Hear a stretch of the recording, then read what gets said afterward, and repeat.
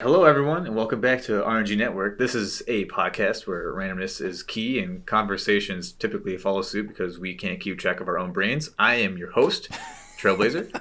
I am joined here with two of my fellow peeps in lieu of, never mind, Goose. Hello, say hello to people. Hello? What? Nothing? Okay. I was going to say... I was going to say fellow peeps because it's Easter, but then I was like, wait, it's not going to be going live today, so never mind. And I am also joined by Frontal. Frontal, say hello Hi. to people. I'm a people. He's a people. We're a people. We're all people. We're all peeps. Hooray, world. Also, hello and happy Easter. We can still say it even though it's not going up on Easter. It might be Have we actually done that? Have we done that? Have we talked about that day and then it's been released a month later? No. Or weeks later? We tried to avoid it over Christmas. I believe we specifically tried to Yeah. It's what's due in your lives? Definitely not Christmas. Yeah. Right, exactly. Well, speaking of what's new, what's going on with you guys? How's things going with you guys across the big blue? It's going. I got rejected from another 2 jobs, which was whiplash because I was told that everything was fantastic, and then all of a sudden they're like, "Yeah, we're gonna go with someone else." But other than that, just still learning Dutch and applying. Nothing's really changed. What were the jobs for? One of them was for a food processing facility. It's a startup, but have recently, within the last couple of years, have made ungodly amounts of gains in terms of finance and partnership with other companies. So, oh, nice. Considering that I have 10 years in one of the world's leading industries of food production, they saw my resume and they were like, you seem way overqualified for anything you could do for us. Which was, jeez. It felt good to hear it. But I think the problem is that most people that do work in that company speak a lot of different languages, and English is not one of them. So I think they said they had some doubts with having me there, and I want to say that most of the doubts I think they had were communication, which is the biggest part of any work field. Gotcha. So, in my opinion, that's why. But yeah, so other than that, just learning the language and still applying up for other jobs. Did any of them require a 17-mile one-way bike ride, you Neil Armstrong psycho? No. These ones were all accessible by train. That's good. That's a step in the right direction.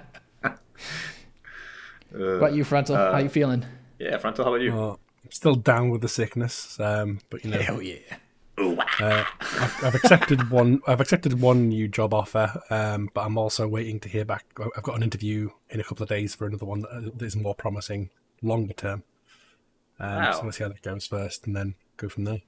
Heck yeah. At least someone's got good luck in that field. That's a little interesting. Yeah, but I make up for it with bad luck everywhere else, Goose. That's true. Oh, I know. I'm well aware. Nice. That's actually a little coincidental because, again, I don't think anyone that I work with will be listening. I am also in the market for a job. What? So, yeah, I've kind of had some couple last straws with where I'm at, and it's been 5.5 years, and I think it's time for me to move on. So I believe there's a food processing plant in the Netherlands that's hiring. Hey, yo. But you got to be able to speak 4 other languages that aren't English. And be I can do that. underqualified. I can do that. Are they... Well, there's certain languages. I don't know if you can speak all of them, but... German, Lithuanian. None of those, ironically. There's Ukrainian, there's Russian, and there's another one that I don't know of. Lithuanian is literally the middle Polish? ground between Ukrainian and Russian. So yeah, okay, I see that. I don't know, man. You could try, or you could just go full time with your pyrography, or we could just be full time podcast people now. Yeah, hell yeah. We both I actually am. I am going to be. I know people that listen to this that are in the server have already seen it, but I think I finally pinned down the name, and I'm gonna go with Blaze of Art, even though there's some things of it. So got to make. Actually, I got in the MLE league that I'm in. There's a guy there who's pretty cool. He's actually a caster for college Rocket League, and I'm going to be making a piece for him, and I'm going to be getting some plugs from him. So, nice. Just to explain for any listeners who aren't member of the Discord server, Trailblazer does pyrography as a hobby / small business. Would you say at this point, or just still a hobby? Yeah, I would say it's still a hobby with like super small side gig, but trying to get some solidification into it and push it. I didn't even realize it was just us talking. And yes, pyrography is the art of burning into wood a picture. And there's multiple ways you can do it. I just call it wood burning. Yeah. Apparently it's technically called pyrography. But yes, there's multiple ways of doing it. Pyrography. It's pyrography. Oh, okay. I just want to make sure I wasn't dumb. Yeah. Are you sure it's not pyrography? Because it's fire? Well, it's not fire. I mean, it is. I don't know, man. Did you get your tools from Arabica? God damn. What a callback, you jerk. Okay. Love you, buddy. No, I did not get them from Arabica. I got them from the good old USA. Nice. But yeah, no, starting to try to get some things going. But the guy had a good point. At first I was like, eh? He was like, okay, well, if I plug you, you better be able to be found. I was like, oh my gosh, yeah, you're right. I only have my Twitch channel and a YouTube channel, which I do nothing with. I need to start doing some recordings. I think I'm going to just make some time-lapse videos for like short videos because, you know, people in short attention spans, they like time-lapse videos. Yes. So I think I'm going to make time-lapse videos, and then I want to make potentially like an Etsy or some type of page where I can have. He's like, you better be able to be found. Art streams. Which makes streams. Wait, what? He's done several art streams already. Oh yeah, I have done several streams of it. Like I've actually done raffle pieces where I'll do it, and as I'm making it, people can enter to win it. Which I've always said, if no one enters, cool. I get a piece to keep. If one person enters, then cool. They get a nice piece for $5 sent to their house. So, yeah. But yeah, so I've done that. Yeah. But plus, you have an editor right here that you're talking to who will help you with that. Yes. So easy peasy. You can't see it, but I'm doing the Mr. Burns, like finger tapping. Yes. Excellent. Okay. But no, so what we're here for, today's topic, the future of gaming and our opinions and how they're correct and everyone else is wrong. So. Jeez. I like it already.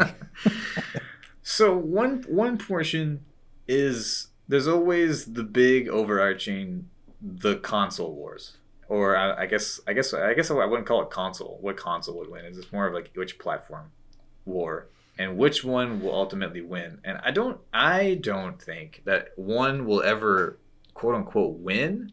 I kind of think that there's always going to be a competition between them. Yeah, there always will be, and a lot of it falls under personal preference, in my opinion. Right. As well as financial stuff, ease of use, willingness to work and upgrade said parts and pieces, and all that other fun stuff. So there's a dog barking. I'm sorry if you guys hear it. That's okay. I like dogs. I reckon that Sega's going to make a comeback and make a Mega Drive 2 and blow our minds.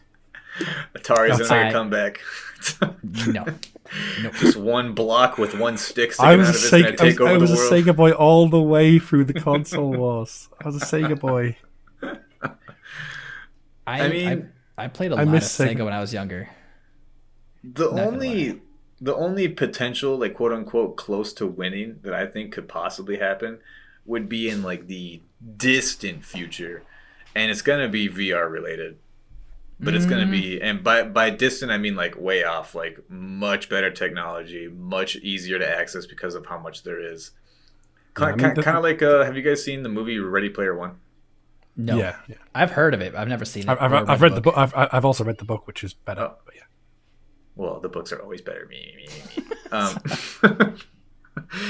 But Goose, it's essentially like damn near the entire world is just revolves around VR and like a gaming in a VR world to the point to where in-game money is real world money. Okay. And so the whole world's basically driven off of it. Yeah. I don't think it's going to get to that point, but I do think that in the far future, if it does become a lot more easy, because you already see recently like some headsets are starting to go for cheaper. Obviously, they're not as good, but they're starting to come down in price and making cheaper ones. And the easier access it becomes, the more people use it, and they go, "Oh wow, VR is freaking sweet!" And then because it is a whole different experience. It is cool. I mean, I have one of the Meta Quest 3s. Oh, you have the 3? Yeah. Okay. I was gonna say, I know you and I linked up on the VR headset a little bit and plinked around in a few games, and it's fun, but I don't know. I feel like it could cause more issues long term. Oh yeah, definitely could. So I have mixed feelings on the VR aspect. That's just me personally. I don't know what Frontal's got experience with, Mr. Sega over there. I had the PlayStation VR headset. Played a lot on that. I got a lot of motion sickness off it, which was fun. Yeah, that's kind of what I was leaning towards in terms of like being an unhealthy thing long term is motion sickness. And I would also say that there's a lot that I mean, you're mentioning like it's like sort of like a health thing, like, but as a nerd, it burns a lot more calories than me slashing a sword than me pushing the A button, you know? Yeah, oh, yeah, absolutely. I have actually used it like what was it, for a while. I was almost nightly doing Beat Saber. Yeah, Beat Saber I love that game. Sweaty. Because I also, when we first got it, when I'm playing a game where you're stationary, I'm good. But when I went and switched one game where you actually walk and you move, I kind of got like the motion sickness, but it wasn't terrible. And so I started doing it in small doses here and there, and then over time I was getting more used to it. Yeah, so I do think I do think there's some people where they wouldn't be able to at all. Like people that get seasickness maybe or something like that, or get vertigo real easy. But over time, if you do it in small doses, it's almost like anything else. You could get used to it and could get a little better. But I've also, like you were saying, Frontal, I was using it to play Beat Saber and get fit, and then actually I was playing so much of it for each night, my elbow started to feel weird, and so I was like, I'm gonna stop for a bit, because I went straight into just doing it a lot, and I was thinking to rethink the approach and ease into it instead of just going ham. Yeah, I think there's a lot of potential in VR, like that's unexplored. Like I think horror games could be amazing in VR, but it hasn't really been heavily touched upon, you know? That's not accurate at all. There's a couple that have been done in VR, and they're phenomenal. Wait. There's a couple been done, but none of them like that are super amazing. I've tried a few of them. Wait, which games? Horror. Oh, yeah. What was the one? Walking Dead, Saints and Sinners, or something like that. I have not played VR horror games. Okay, I'm thinking that's what the VR horror game is, but that was incredible. But that's not so much a horror game as just like a shooting game. Let's be honest, it's a shooting game with zombies. You know. I mean, it's got horror aspects and ambiance to it at least. You can beat people up with a frying pan, my dude. It's not horror. All right. You got me on that one. They also did. Would you count Five Nights at Freddy's as horror, or is it just more jump scare thrill type stuff? I mean, it's within the horror genre, but I wouldn't say it's a hardcore horror game. It is a jump scare, you know. I mean, whose opinion drives if it's horror or not? Some people could be afraid of anything, very much so, and it be a horror game to them, but a pleasant game to you. I mean, a better example I would say is like I know it's being done to death, but like Phasmophobia in VR is a lot spookier than like if you're playing on a normal PC. That's true. That's very true. I could see that. I have not played it VR, but I have played it on my PC, and I would agree without even trying it that it would be much worse if you were fully immersed into it. Yeah. So suddenly you're seeing something move out the corner of your actual eye, and you're hearing a sound from behind you and stuff, and it's instead of the corner of your screen. Yeah. So, never mind. I was gonna be a nerd for a minute with the whole. Go for it. This is an audio file. Go for it. I think my favorite part, I don't get really scared in horror games because a lot of it's kind of predictable and that sounds bad. But one thing that really does get me is when the audio in a game is just right on point. Okay, it's just an I audio. will say I have heard Goose scream like a bitch plenty of times. Oh, I have. Don't get me wrong. Like if I get immersed or something, like if I'm streaming or something and I get like sucked into a game, I will. Some stuff will make me jump. No question. No question. But Yeah. a lot of it's the sound that gets me. It's not the visuals, it's the sound. Yeah, I think one of the first times I played Phasmo, relatively when it first came out, like, what was it? Just the first time I was going through a house and I heard like I was like, what the fuck? Because I didn't know it was, do like the little ghost breath across your ears and shit. Yeah. So like at first Oh, it caught me dude. off guard, but yeah. You haven't played it since the update. No, I have not It's- played it for a hot minute. They touched up the sound a lot. It's incredible. I heard that they have made quite enhancements to it. I just am typically not like a horror type Yeah. gamer. If it doesn't have cars and balls, you won't touch it. I get it. Yeah, basically. No, actually, I recently got back into some roots, and that was a little bit why I was upset I wasn't able to get part of the last episode. So, because I knew that you guys would be like, "Oh, Trail's favorite game is just fucking Rocket League," but I've been getting back into StarCraft 2. Into StarCraft How did you know in Goose? How general. did you know what we're saying about him? I don't know. He's good. He's good like that. And it's funny because Yeah, that let me episode's guess. not even Let up me guess. yet. Did you guys say that? Am I gonna wait for that video to cut that one to come out? You'll find out. You'll find out. Yeah, because these Twins out here, we talk about balls and cars. He's good. He's really good. But no, have you guys? I'm assuming you guys have played RTS games. Oh yeah. It's an RTS game. You Yeah, you're right. troll. No, he's right. He's like troll and right at the same time. So Yeah. like real time strategy games. So usually it's top down. For anyone that does not know, top down games where you usually have buildings, units, selections, and you have to build up a base to go forth really- and conquer, like Command and Conquer, Age of Empires, StarCraft, yes. games like that. So StarCraft was. Sorry. Do you need my to roots. wipe yourself up real quick? No, it's good. Okay. I'll save it for later. Ew. But no, StarCraft is probably the only game in my life that I have more time on than Rocket League. And that will probably stand the test of time for quite some time to go. To the point to where the first time I actually played it was on N64. And recently, one of my brothers, bless his soul, was at an antique show. And he hit me up and said, "Hey man, I found a booth that's all N64 stuff. Do you want some stuff?" I said, "Duh." Duh. And so he had sent me some, and he got me a copy of StarCraft, the original one, on N64. And so I've actually been playing it every now and then. And then so much to Really? where usually when I'm gaming, I have a stream up of someone playing StarCraft 2. Because the people, I don't know if you guys ever gotten to the competitive scene of RTS, but when No. people get Well, those a bit. macros down ridiculously, and Mhm. it's not like the normal macros where your fingers are always on WASD. They're usually their hand is like up in the air, free flowing, because they hit anywhere from like 1 to 8, and then a bunch of different letters. All like so, their hand's That's- not just in one spot. It's Let's be clear here, though. When it comes, you're talking about StarCraft Pro Gamers. When you look at StarCraft Pro Gamers, there's two different leagues. There's the World League, which is like America, Europe, etc., and then there's Yeah. Korea. yes, there definitely is quite a separation.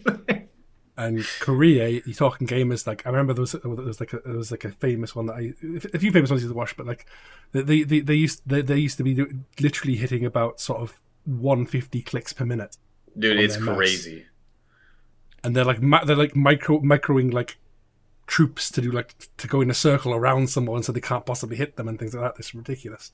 Yeah, watching the gameplay, like there's few games that I would rather watch than play, and like with Rocket League, I'm getting better over time as I feel like I'm getting better. I can get there eventually if I keep trying. with StarCraft, when I'm watching, there is no way in hell that I would ever get to that level, and that's why it's almost more fun for me to watch people, and just when you hear the and you just see their screen flying around, and the only way that I played it was using the cursor to go to the edge of the screen to move around the map. No way. Yeah, That's one thing I couldn't do. So I don't know the like higher level of it or all of it. yeah. I don't know how much StarCraft is like Age of Empires, but I watched a couple people try to speed run and do like certain or how quickly they can beat certain missions and stuff in Age of Empires, and even that was pretty insane. But yeah, it doesn't. It's. Go ahead. Sorry. I was say I don't know if it sounds the same as StarCraft. I've never seen it. I mean, really, the majority of RTSs, it's the same core thing. Yeah. You have a base, you have units, the macros it's just a bunch of unit selection, building selection, and stuff like that makes it faster. Yeah. So I mean, to its core, it's basically the same. It's just obviously different builds, different things to do with each one. But yeah, so no. I would say, to tie it back into sort of the topic, you know. Yeah. Like the future of gaming. Like, I think if you want to have a game that has longevity nowadays, you have to have a competitive scene. Mm-hmm. There has to be some sort of competitive nature. There's games that'll be a splash in the pan example, like Harry Potter, etc., which they'll do big and whatever. But like, no one's gonna be realistically playing it in a year or two, you know. Right. But like, if you look at any of the big games which are big on like streaming platforms and and consistently year on year, it's all competitive games. Like, you know, it's. I mean, obviously most of them are FPSs. Let's be honest, but you know. Yeah, Rocket League, Counter-Strike, Valorant, you know, to a lesser extent DVD because they didn't have as many competitions and stuff, you know. Yeah, but it is competitive. Yeah, but I think like all the if you look at like the top sort of 10 games that are consistently week on week in the top 10, the link is they all have a competitive scene, right. And so I think that part of the future of gaming is like, you know, I don't think it's right because I like a good story game. Yeah. Oh yeah. I was gonna say I feel like that's genre specific because there's a lot of games, older games even now, Stardew Valley for example. There's nothing competitive about it, yet it is a really big fan favorite. It's got a huge fan base to it, just naturally. You say that. Should I look up speedruns of Stardew? Go for it, dude. There's speedruns for any game. No. Yeah, there's speedruns for everything. Yeah.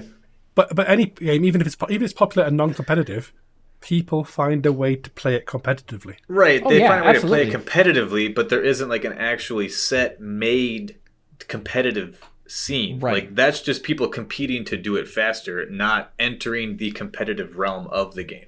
Yeah. I mean, like, people are just competing with each other to do it faster. To give a sideways example, like, you know, Minecraft, like speedruns, very competitive, very sort of you know. Well, Minecraft in and of itself is massive. Yeah, but like when the speedrun thing, you literally have like example XQC spending 4 hours there just reloading constantly for the perfect seed for a speedrun. Right. Yeah. But again, there isn't like a set tournament with teams and stuff. That is what is it? A friend that I play with actually kind of put it in a different way. There's a difference between a sport and a competition. There is Minecraft tournaments with teams and stuff, to be fair, but that's a different story. True. There is a difference between a sport and a competition.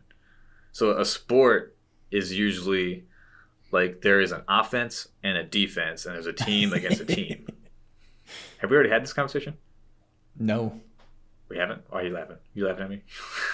That's just how intensely we're getting off topic and then trying to keep driving into that same topic that's not the topic we started with. Well, because this kind of does fit, because the way what he's saying is you have to have a competitive scene in order to become a game stay with relevant. Longevity. Yeah. So the games that are kind of winning that realm are the ones that are actual considered a quote unquote sport. Like it's teams against teams. It's not esports. esports. And so when you have like it's a team against a team, it's kind of different than just two people trying to do the same thing faster or better. Yeah. Call Does of that make Duty, sense? Rocket League, League of Legends, just to And name a couple. I'm obviously a little biased, but with the Rocket League competitive pro scene, I think it's way easier for people that normally don't either play and or watch pro gaming of ease of watching it. Like what was it? One of the funny stories I read back in the beginning of the COOF. There was a person that made a post, and they said that their dad, who normally would watch games or not games, he'd watch sports all the time. Like there was hockey, basketball, like all of them. When all of them were shut down and there was nothing, the dad was like bored, and so the kid put on like an older rerun of like the previous season of RLCS Major, and he said, "Hey, Dad, if you want, you can watch this." And he said he left and came back like 2 hours later, or 2 or 3 hours later, and the dad had watched like the next consecutive 2 or 3 in a row. And he said, "Oh man, did you see the one where this and this?" And he was like, "And I apparently accidentally got my dad addicted to watching Pro Rocket League." He does like, I just feel like it's easier to slip into watching it for people that don't normally do it. My name's Trail, and I like balls and rockets. Balls and rockets. Balls and rockets. Rocket balls. There's not even rockets in the game. Well, that's a lie. I guess there's some rockets. It's called Rocket League. Yeah, they're in the back end of the cars. To get somewhat back on, though, I do agree with you. I think that the games that are going to be not really standing the test of time, but at least for a bit taking the mantle for like popularity of that time, are going to have some sort of competitive scene. Holy crap. Professional competitive scene. Yeah, I mean, I've noticed that the general sort of like meta sort of thing seems to be Battle Royale games at the moment are just the ones that everyone fucking drives towards. Oh, yeah. Like crazy. And it's like, you know, I mean, even like, let's look at the granddaddy of them, like, you know, well, it's not granddaddy, there was once preempted it, but, you know, Fortnite didn't start off as a Battle Royale game whatsoever. And then they just gave up on their original concept. Went, okay, the Battle Royale side's just far much better, so it's going to be a Battle Royale game now. Which I did buy it, and I have the version that has the old Save the World feature on it. Yeah, so do I. Oh, the PvE? But, yes. Yeah, I never checked it out. I have no idea what that's like. I mean, it's semi fun, but it's, you know, it's basically a tower defense game but without towers, you know. But it's not Battle Royale. It's true. No, there's Fortnite, and then I think the first one that came out, maybe not the first one, but PUBG came out on PC. Yeah. Yep. PUBG was one of the first one I started watching, I think. I started watching that one. Jack Frags play, I think. That's what I watched. What was the first quote-unquote Battle Royale game? Was it? No, I don't know. Was PUBG? I think PUBG was definitely the first big one that went. You know, it was the one that kind of defined the genre in a lot of ways. You know. Yeah, I agree with you there. And then it walked so that Fortnite could run, and then PUBG kind of became less and less relevant, especially once Warzone came out. You know. Goose, did you write that down? No. Frontal and I agreed. Frontal and I agreed on something. That's all it was. Dude, you know what's funny? just yesterday, Frontal and Fluffy agreed, and Fluffy about creamed his jeans. He's like, I'm so happy I'm recording this right now. Oh, it's amazing. I'm not argumentative. You're argumentative. How dare you? That's something we agree to disagree.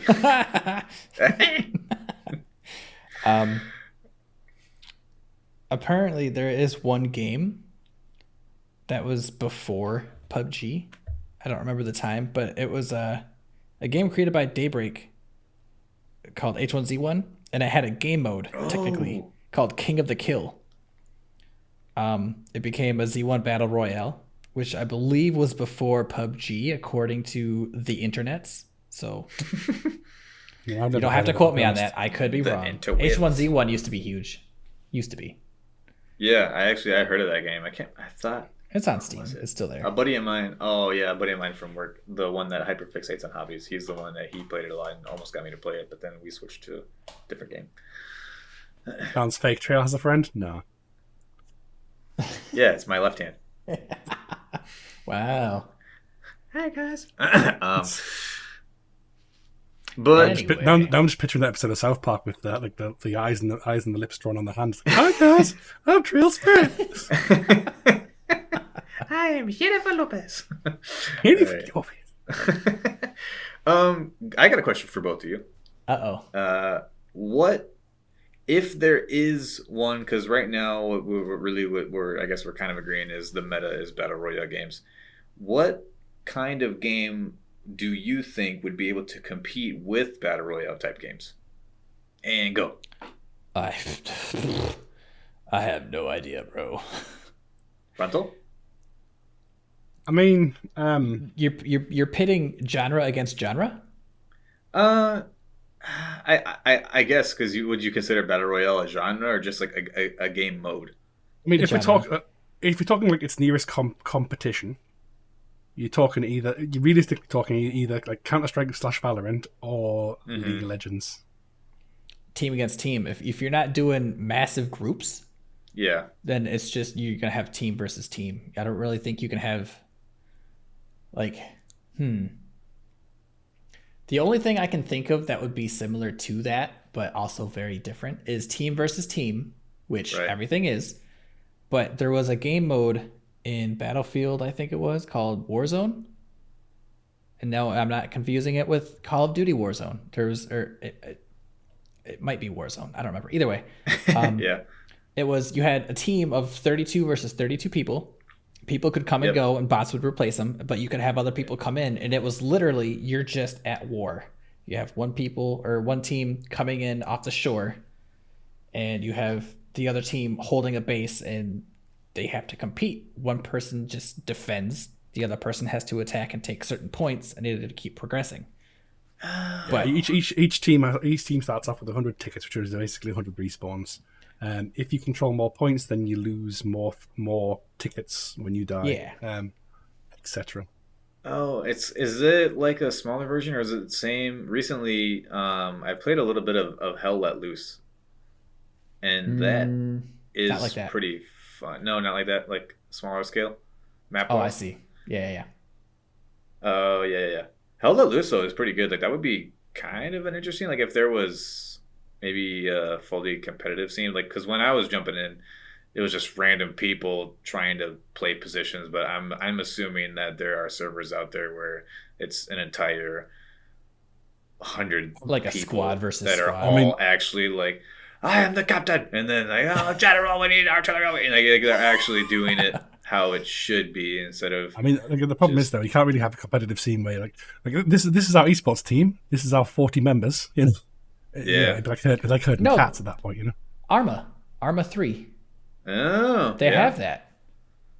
They have people who rank. They have a Zeus who commands and sets up an entire freaking thing. Huh? I'm sorry, it kind of cut out for me. But who? What? I was just saying that they have, they have commanders, they have generals, they have, just the soldiers that go out and do things. But they have it's literally just a military simulation. Yeah, basically. But that's what they do. And that's a huge scene. Arma is massive. Yeah. I But don't know. But I mean, talking to like a different game, like Guild Wars used to have the commander mode, which one person on the map being a commander, and they had a flag, and everyone just makes a big horde behind them, running and killing everyone as best you can. Yeah. So I guess the overall question is though, do you guys think that the Battle Royale type game is just going to essentially stay at the top? I think it will. You think it actually but is I don't the think it should. top? I 100% agree with this. Okay, so I don't think it should either. What about, is there ever going to be really one game that kind of does it, or do you think it's just going to be a coming and going of Battle Royale type games? Tetris is going to make a comeback. Battle Royale Tetris. They have a Tetris.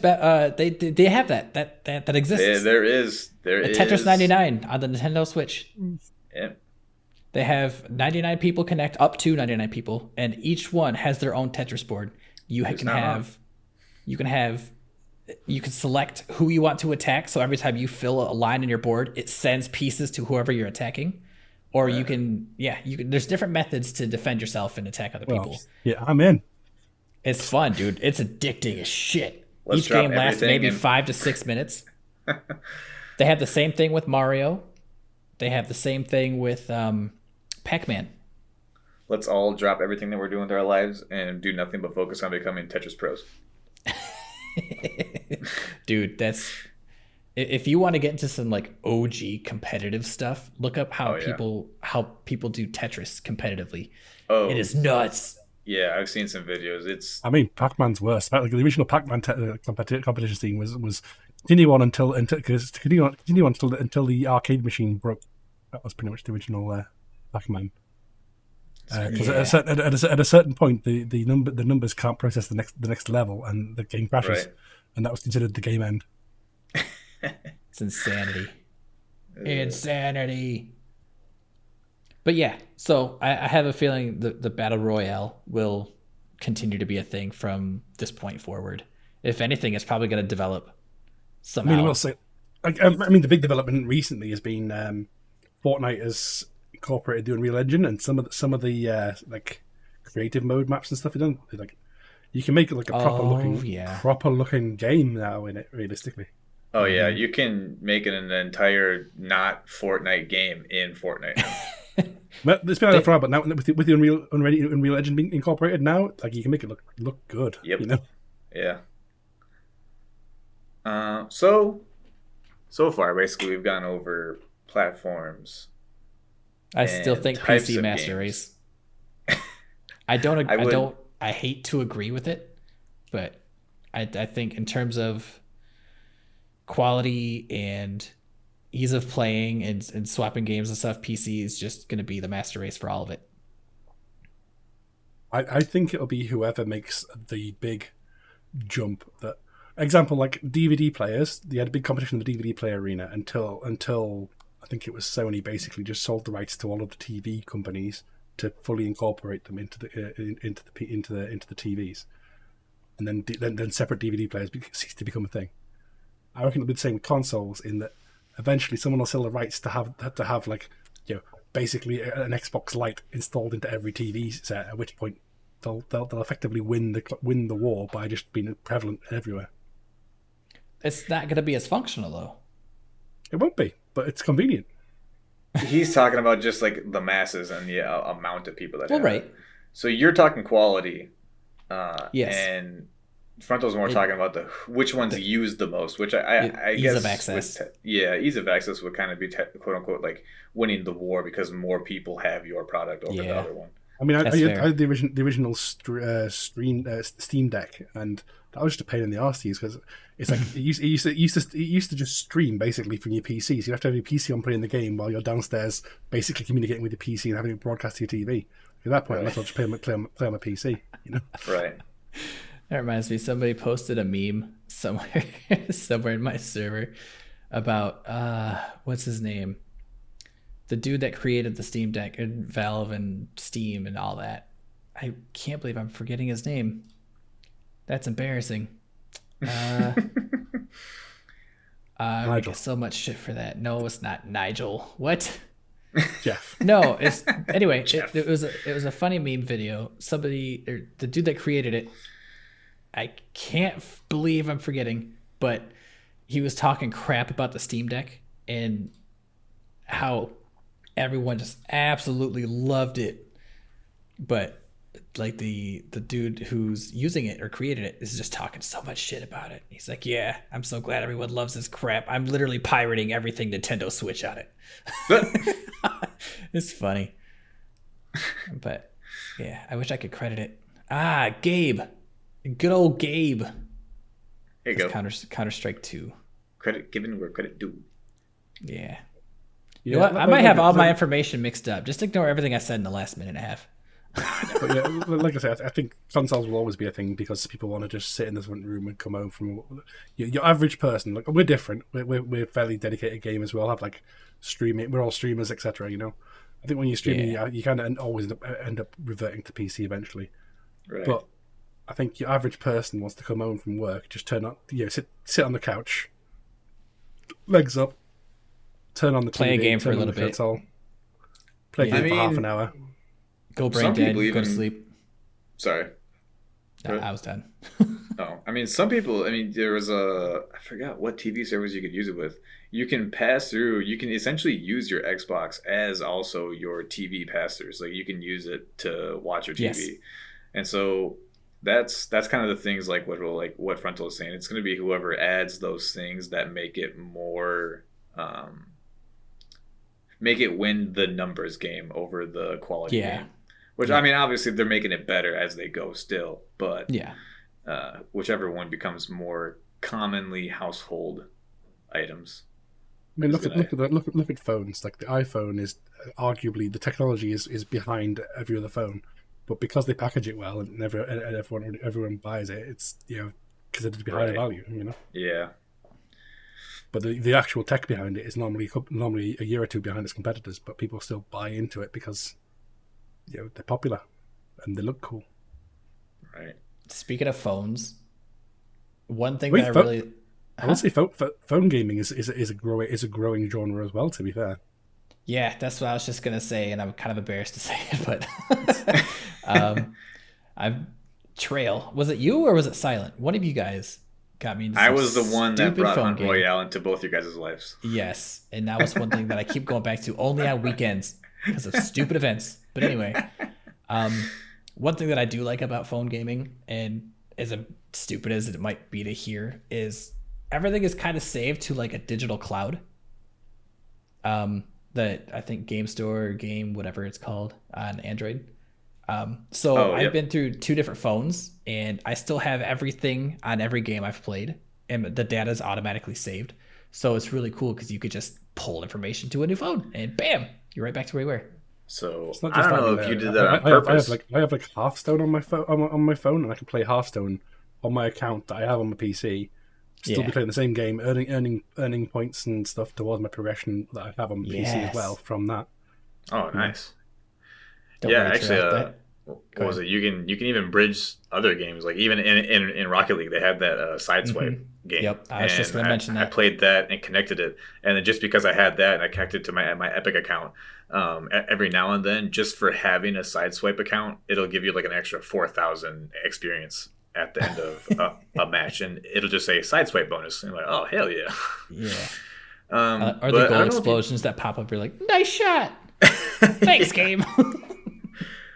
But I don't know if you did it on purpose, but you beautifully started the segue. Next, I was going to kind of move into. So obviously, games started as plastic pieces, and then moved to thin circular plastic pieces, and now as time goes with PC gaming and everything, and how you're saying now with the cloud gaming, do you guys think it'll ever fully move to cloud gaming and nothing else? I mean, it kind Yes. of already is. I would say almost. Yes. I mean, I would say beyond what it is now. Like there's already some services that are trialing it. It's still very much in a sort of like product development phase. But like when we talk cloud gaming, they talk basically some of the things that are coming forward is basically to try and kill off consoles. Effectively, is you want to play a game, you hook up to their service with like a joypad or whatever that they provided you for a ludicrous price. You hook up to their service, and they stream from a high spec PC in the middle of like the Nevada desert or whatever to your house.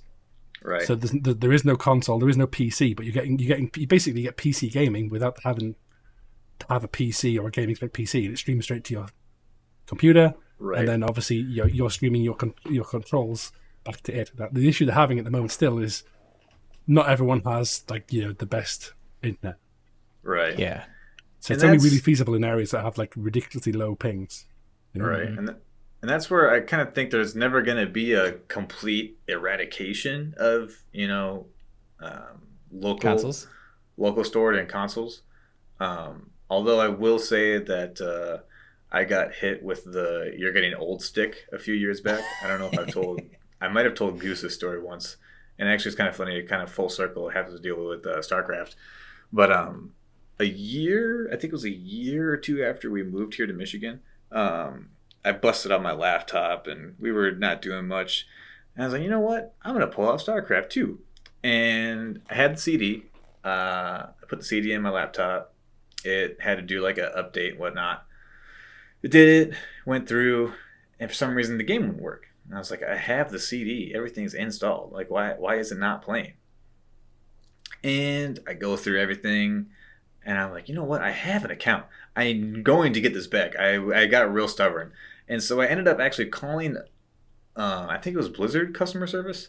And this poor woman, she's talking to me, and then I go through and I elaborate. I'm like, yeah, I have the CD, and I put it in everything. She just, as politely as possible, she starts laughing. And I was like, what? She says, oh, honey, you don't need that CD anymore. You just play it. I was like, what? She said, yeah, you don't need the disc. You just download it for free. You just play it. I was like, oh my God. I said, so do I even need this CD? She said, well, if you want to keep it as like, a token of memorabilia, I guess maybe, but you don't need it. Whap, whap. Yeah, I could similar but different stories. Like I found an old game I used to have, and it was I think it was StarCraft 2 actually. To be fair, I had it on CD. Like, okay, I might try and install this at one point, and this is a couple of years back before I got back into gaming big style. And I was like, okay, I'm gonna break out the CD, put it in. None of my computers and laptops have a CD drive anymore. No. Okay. Never mind. Newer PCs Where do I put the game? Slide it in the vent hole. It'll work, right? It's like I remember because I'm the old one here. I remember like CDs will last for hundreds of years. Like yeah, but like CD freaking readers won't apparently. Like, oh man. Nope. But at least they're not floppy disks anymore. Oof. Do you want to see my free laser disc? Get out of they here. weren't. Well, I guess like the disc itself was floppy, but like the case they were in wasn't. But the disc it was. Yeah. Never mind. Yeah. But I do think the majority is going to move to some sort of cloud gaming based. Mm-hmm. If not, at least kind of how what you were saying, Goose, Play Store, and you might still download it locally, but you'll still have that saved information in the cloud. So if you are to move or get a new console or get a new PC, just like Steam, how you can go and you can retrieve all that again. You don't have to, take your CD from your previous device and then put it into your new device just to install it. So you have to use your CD key to install it. Yeah. I mean, exactly. Steam already saves all of your saved games to the cloud. So if you install a new PC, a lot of your saved games, if you told it to do so, will be transferred across to your PC. Oh my God, that was such a lifesaver when I moved here. Dudes, you have no idea. I don't doubt it. If I had to restart all the stuff that I've done, like fresh saves, fresh everything, I'd have done it, but I might have cried. I'll be honest, but I would not blame you one bit. Yeah. But nope, all good. It's one of those. I think it's a good thing, but when the apocalypse happens, we're going to be hella bored when we can't play anything because of the winter, And then we'll be extra mad because we'll have our CDs, but everything that we use to play won't have the ability to use the CDs. Yeah, we'll use the CDs to try and set fires. No, that's not how that works. No. You could use CDs for a lot of things, but not that. Reflection, start a fire. You can get a bunch of them together. Yeah. Well, I think it'd work. What was that? They're pretty handy. I know a lot of gardeners who use CDs just keep crows away from their plants. They just tie them to the top of the beanstalks and yeah, there we go. Yeah, hang them from the ceiling or something. Hell yeah. What do you use your CDs for, guys? Let us know. Yeah. Do any of you have CDs out there that are just collecting dust no longer? I built sculptures. Back at home, I have the old. I don't know if you guys ever seen it, but Command and Conquer. I had the set that was the paper folder that unfolded like 4 times and had, I think it was 10 disc. It was all the Command and Conquer games. Yes. Yep. And I remember I used to feel so proud when I'd open it up and just look at all of them. Oh, hell yeah, I have everything. And now it is just a big folded piece of thick paper holding 10 worthless pieces of plastic. I mean, it's the same but different. Like I used to have like a massive DVD collection. I was like, yeah, I got all these movies on DVD now. Now I never need to buy them again. And then I just got rid of all my DVDs and bought them all again. Yeah, the only set that I had was Metal Gear Solid. I had the first 3 games in 3 different collector's editions because I thought each one was cooler. And then always Metal Gear Solid 2. I had 2 of the collector's editions, and for some reason, that game specifically didn't work from that collection. So I would go out and I would find another one. I'm like, oh, that collection's really cool too. Plus it comes with art. So I bought the whole new collection. I had 3 of all of the same games.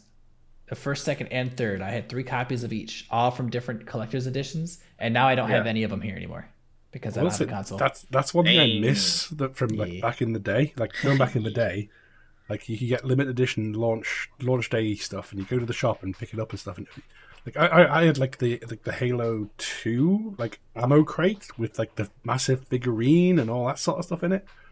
And, like you don't get that anymore. Now you're like you bought it on launch day, limited edition. You get a golden hat in game. Like okay, yes, you know? Yep. That's all. Cost savings for companies, but man, that was the best part about going to midnight releases. Always getting the goodies, the merch. Mm-hmm. The merch that came with it. Me and my ex-house used to have loads of figurines and stuff that we picked up from launch day, sort of limited edition stuff, and yes, and that's the collectible stuff. Yeah, but it doesn't happen anymore. It doesn't happen. The most recent one. Have you guys played Shadow of Mordor? Yes.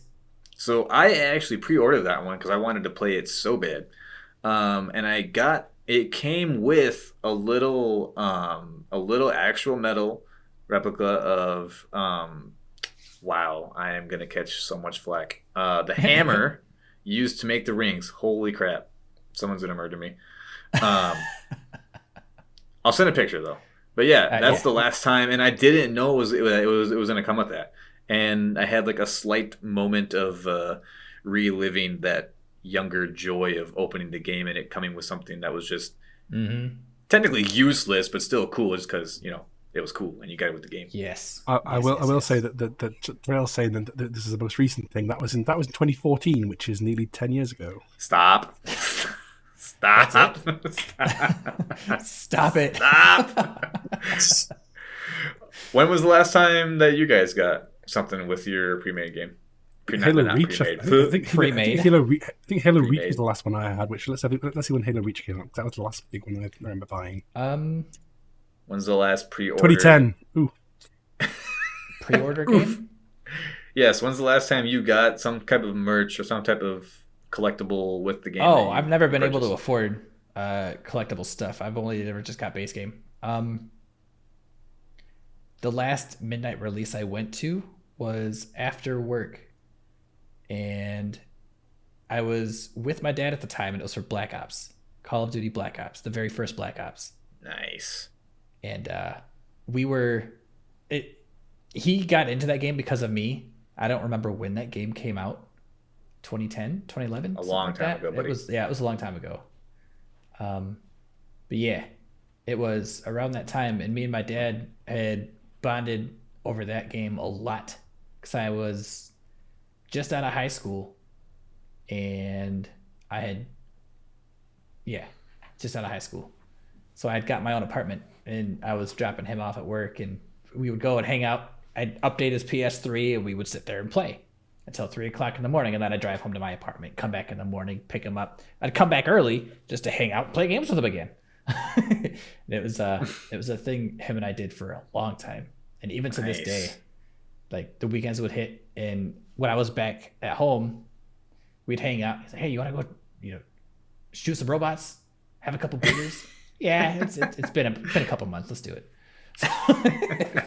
It's just a thing. Like, Nice. even to this day, he goes and buys the newest one. He's like, this one's a piece of shit. Go back to the old one. Like I say, going forwards though, I think it's just going to be because a midnight release now is like, well, I downloaded it 2 hours ahead of time, guys. I'm ready to go. Yeah, It just doesn't have that same sort of magic to it. There is no magic to it anymore. There really isn't. And I still, to this day, except for the multiplayer, because the multiplayer wasn't super great, the story in the first Black Ops game is still by far one of the better ones. I would agree with you. Just because it had a lot of like mystery stuff to it, and it was just very well put together. And nowadays, I think Modern Warfare 2 was probably the better plot for me. But it was. I liked the gameplay in Modern Warfare 2 a whole lot more. That one was way better. Treyarch didn't do as good with the multiplayer gameplay, but the Black Ops story was pretty deep, and it looked great at the time. Nowadays, not so much, but well, yeah. Back then, I remember games on like the Saturn when you were like, "Oh my god, this is like nearly really realistic. How like this is impressive." And look at it now, like, Jesus Christ, what was I thinking? Was that high? Yeah. And it's funny because sorry, go on. With so much about the past of gaming, since today's topic is about the future of gaming. Whoops. No, you're good. It's what we do. That's true. I wonder if I think that would be a good way for a game and or a what's the word I'm looking for? A genre, apple, place, tree, no, car, a place light. that did you say nipple? No, never. Oh, I said nipple. That's weird. No. No, the place that makes the game, place that makes the whatever. Company? A production company. Yeah. Studio. Studio. That one. Yeah. I wonder if someone would ever, make a new game and try to recapture that older, like have it actually get you something if you're pre-ordering instead of just have this piece of code with more money that cost us less. If someone actually. That would be life-changing. Right. Because I think a lot of companies kind of still do it, but they only do it to like if you're an influencer, because you see all these influencers get like these boxes full of extra stuff ahead of time. Right, exactly. So, it's like I would like that myself. I would like right. it. If you're out there, guys, if you're out there, computer guys, like up and coming sort of like gaming podcasts, send us some crates. Appreciate it. Or heed the lesson and bring it back. Get it to the masses. Give me free shit. Give me personally free shit. But they won't. They won't do it. I hope they prove me wrong, but they won't because it's you too won't. expensive. You won't. You're too scared. No. Yeah. Well, maybe. You're scared. Everyone's just in it for the money nowadays. Yeah. There's no passion in the art. They just want to pump out games and bring in money, and that's not a good mindset, honestly. No. It's not how you get better products. No, and it ruins the quality of it. You can tell games are rushed, and everyone picks on it. It's everywhere. But the thing is, like, you're right. Everyone picks. It's one of those things where it's a problem that everyone knows about, but it's not really ever going to be addressed. It won't. Because everyone obviously still keeps playing the games, but then just bitching about them and making fun of and trolling companies until they fix it, essentially. And they won't. Cyberpunk is a good example of this. Right. Or No Man's Sky.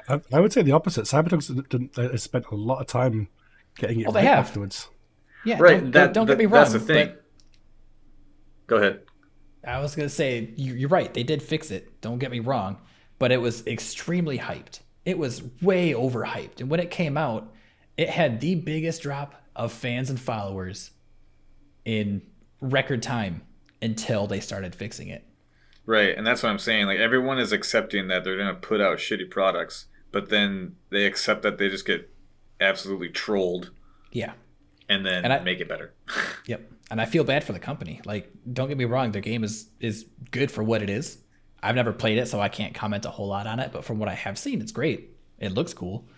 But just the amount of trash talk and how much hate they pulled when they did release it a little bit earlier than they wanted to initially, and they've come out and said that, it wasn't worth it, in my opinion. But I mean, they were able to pull a lot of people back in.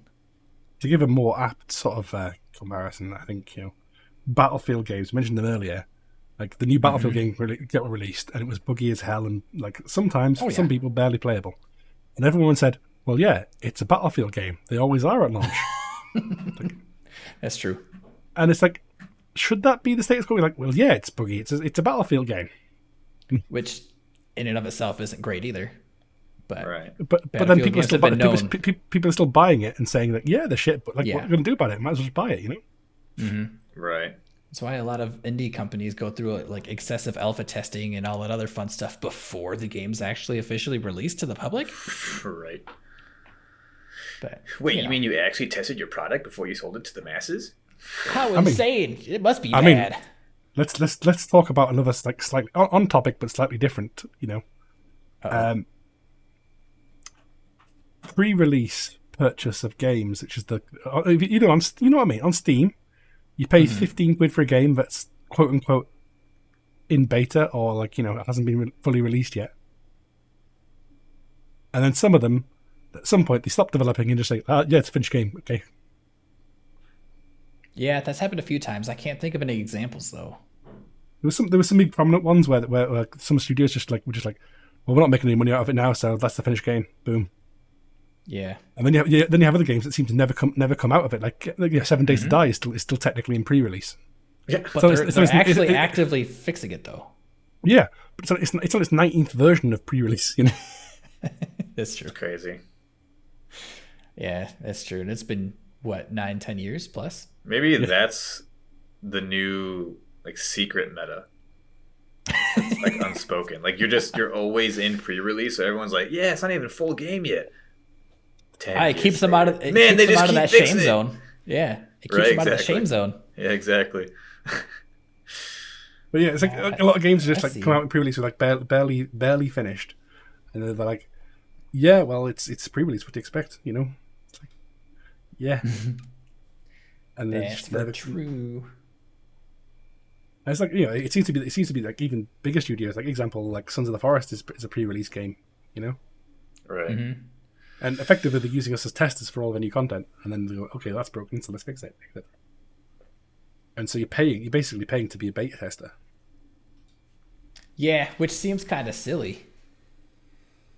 Beta testers are doing a service; they shouldn't have to pay to test product. But I mean, whatever, right? That seems to be one of the future avenues of gaming. Seems to be people basically paying to be in a beta. Yeah, with the part of the buy-off being you're getting the finished game for arguably slightly cheaper, Yeah. Kind of silly, but whatever. But then some regardless, games, example, the new D&D game that's coming out at some point this year. People are paying like 50, 60 quid. It's the big one. I forgot the name of it now. Diablo 4? No. That's not D&D. Yeah. What do you call it? Oh, is it never? No, Baldur's Gate. Baldur's Gate, yeah. Yep. And I looked at it the other day. It's still in pre-release. It's getting released this year, and even to be part of the pre-release right now costs I think it's like 50 quid.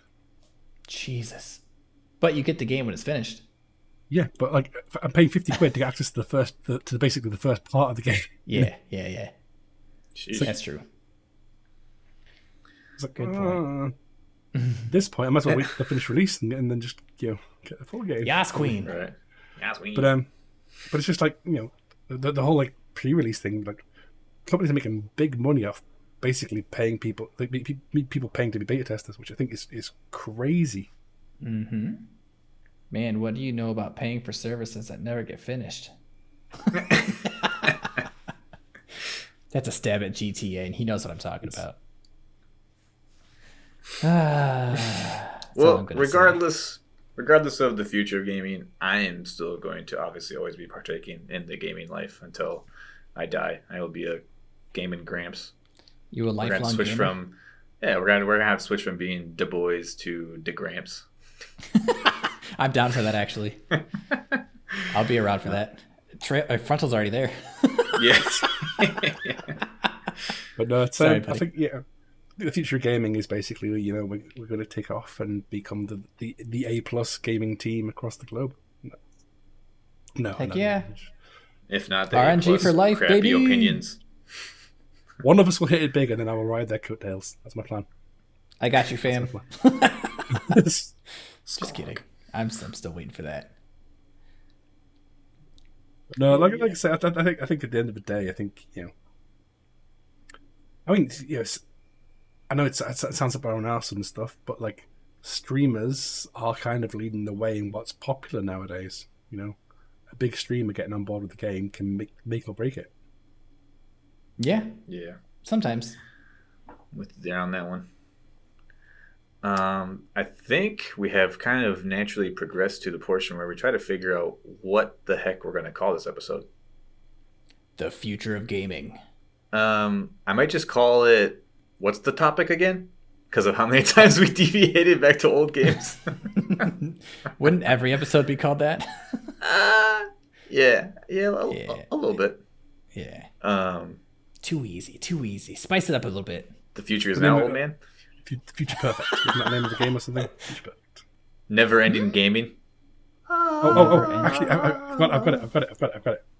Leading back to what Trail's suggestion was of like us getting back to topic. Yeah. Mm-hmm. Yeah. Back to the Future. Oh. Back to the Future. Can we get hit for copyright? We could, yes. Back to the near future. Back to the Future in parentheses of gaming. Yeah? Back to the Future, open parenthesis, of gaming, close parenthesis. I'm not against it. And it's different enough to where I think we wouldn't get hit for anything. Back to the Future.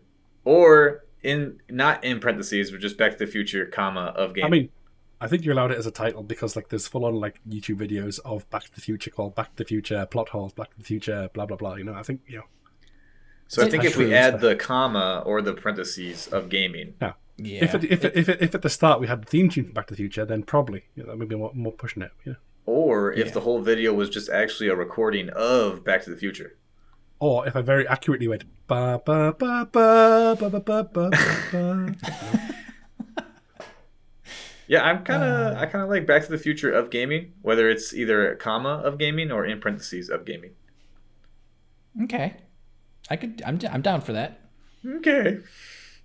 Okay. I think I think we got a name. Yeah, I think we got a name. I think Goose is getting hungry for his Easter dinner, guys. Yeah. Just Your buddy's literally going around. down. But just want to remind you guys, like if you like what you see, please follow, share. Every little bit of extra sort of publicity helps us an awful lot. We don't have any paid publicity, so every share really does go a long way. Even if it's just telling your friend to recommend it to a friend, we really would appreciate it. And if your friend wants to tell us what their old console was, or their first console was, go for it. And if they want to tell us that we're wrong, then we'll crack them. And Whoa. Oh, I heard crack. I say, don't crack nobody. Correct. Correct. That's better. No licking the like button this time. Unless they want to. Cakes really like that one, by the way. What? It's so good audio.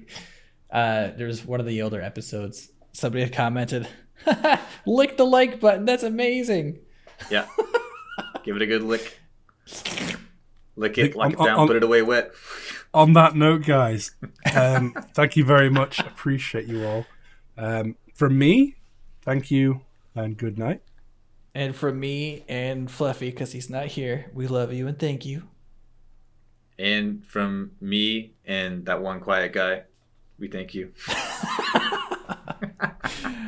Adios, everybody. Bye.